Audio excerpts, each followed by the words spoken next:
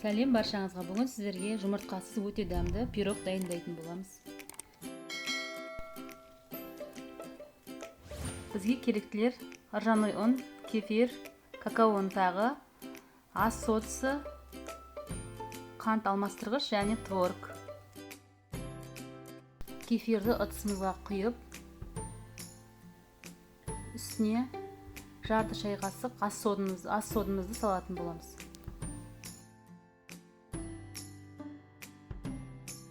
Кефир мен ас содасын жақсылап араластырамыз.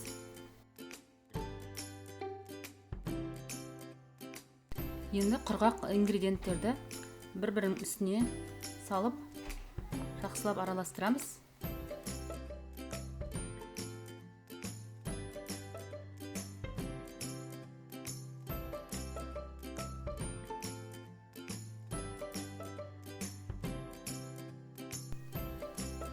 Енді творогымызды ыдысымызға салып,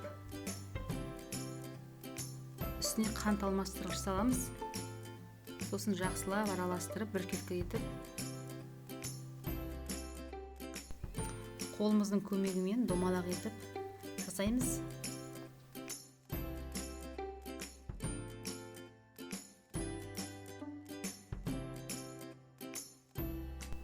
Енді сұйық массамызға құрғақ ингредиенттерді жайлап сала отыра араластырамыз.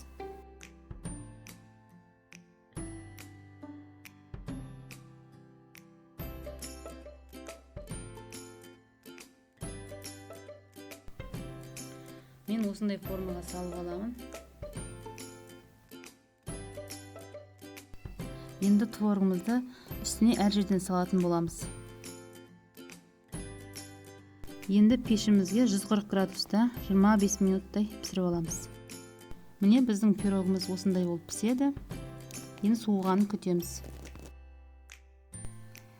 Енді үстіне қантсыз шоколадпен әдемілейтін боламын. Пирогымыз дайын болды. Енді оны тоңазытқышқа 4-5 сағатқа жібереміз. Міне біздің жұмыртқасыз шоколадный пирогымыз дайын болды. Қазір кесіп сіздерге көрсететін боламын.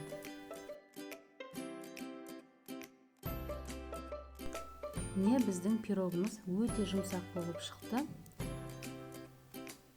Дәмі де күшті. Ұнаса лайк басып, каналға тіркеліп кетіңіздер.